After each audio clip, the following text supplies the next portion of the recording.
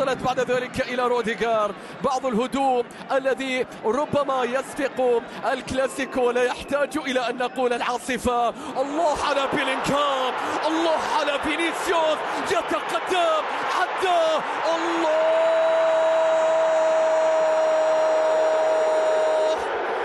الرقم 7 في مدريد، يعني الرقم 1، يعني أن تكون قائد المشروع، يعني أن تتقدم الصفوف الأمامية، يعني أن تكون رجل الكلاسيكو. الرقم 7 في الدقيقة 7 في الوقت الذي سيهتفون فيه لكريستيانو رونالدو. لن ننساك يا بيلي، لن ننساك يا بيلي، سأعود إليك. لكن انظروا إلى من يتقدم، الذين ستكون فخور بتدريبهم إلى جانب قائمة طويلة جدا من اللاعبين. رودريغو، ريال مدريد ينفجر، بيلعب لكرة مستحيلة يا ريال، مستحيلة يا ريال. ذهبت الحكومة وبقيت سعادة الشعبية فيني، وبقيت سعادة الشعبية فينيسيوس. ليلة الرقم 7، ليلة الميرينجي، ليلة الريال مدريد.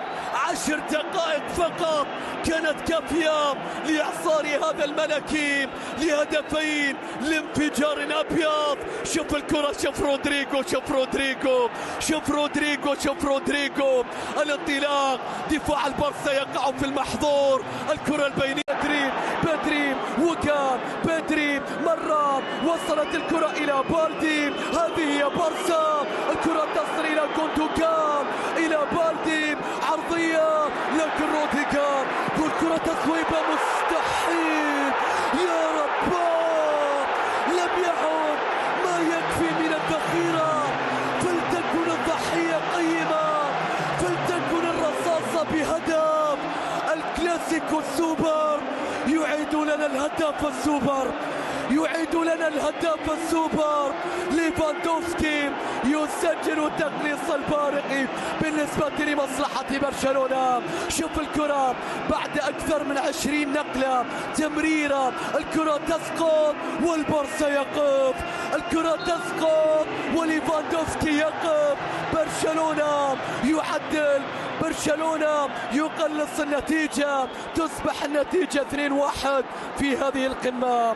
في يكون من خلاله فينيسيوس عن طريق ركلة الجزاء، إن استطاع أن يسجل في مباراة اليوم. هذه اللقطة في 37 دقيقة نشاهد ونتابع فينيسيوس الذي صام طويلا هذا الموسم وغاب طويلا هذا الموسم، يقترب من أن يسجل هاتريك في شوط واحد.